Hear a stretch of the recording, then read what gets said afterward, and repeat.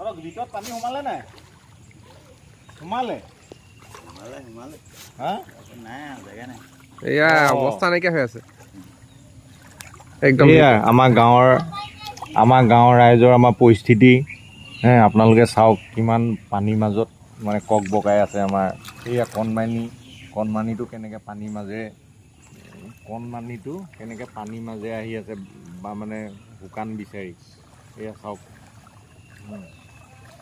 এইফালে আমাৰ ইয়াত গৰু ম'হ একেলগে বসতি স্থাপন কৰিছে। আমাৰ ইয়াৰ নামঘৰ, আমাৰ গাঁৱৰ নামঘৰ, গাঁৱৰ নামঘৰ সম্পূৰ্ণ পানীৰ তলত। ইমান বৃহৎ বানপানী আগতে আমি মনত কৰাত আমাৰ ইমান ডাঙৰ বৃহৎ বানপানী আমি দেখা নাছিলোঁ। এয়াই আমি প্ৰথম দেখিছোঁ ইমান ডাঙৰ বানপানী। আগতে এইটো আমি প্ৰত্যক্ষ কৰা নাছিলোঁ। সাগৰ সদৃশ কৰিলোঁ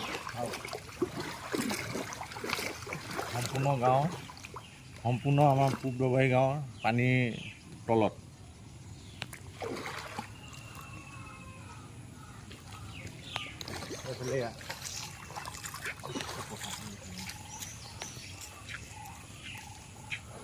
সেইফালে আমাৰ খেতি পথাৰ সম্পূৰ্ণ পানীৰ তলত।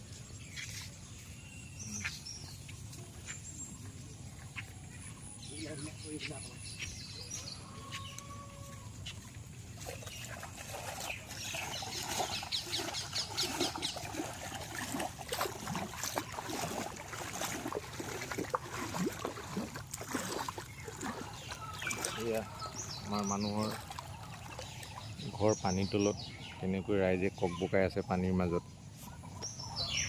এইটো নেদেখাসকলে ইয়াৰ মৰ্ম উপলব্ধি কৰিব নোৱাৰে। যিসকলে ইয়াৰ পৰিস্থিতিৰ সন্মুখীন হৈছে তেওঁলোকে ইয়াৰ দুখ তেওঁলোকেহে বুজি পাব। এয়া সম্পূৰ্ণ পানীৰ তলত। এইফালে এয়া সম্পূৰ্ণ পানীৰ তলত। মানুহ থাকিবলৈ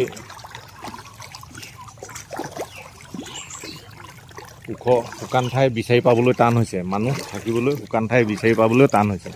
ইমান বৃহৎ পানী। এইফালে সম্পূৰ্ণ পথাৰ।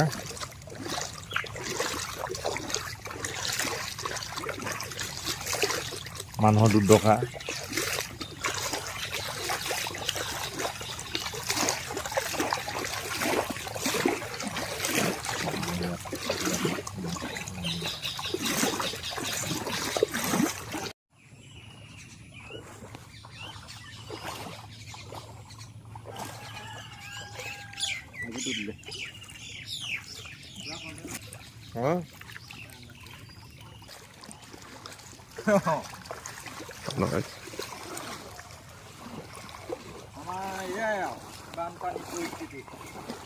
বানপানী অৱস্থা বেয়া হৈ গৈছে।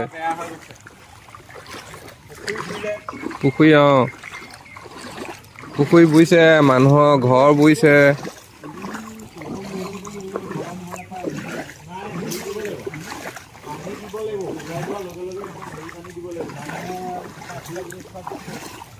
শাক পাচলিবোৰ চব শেষ হৈ গ'ল।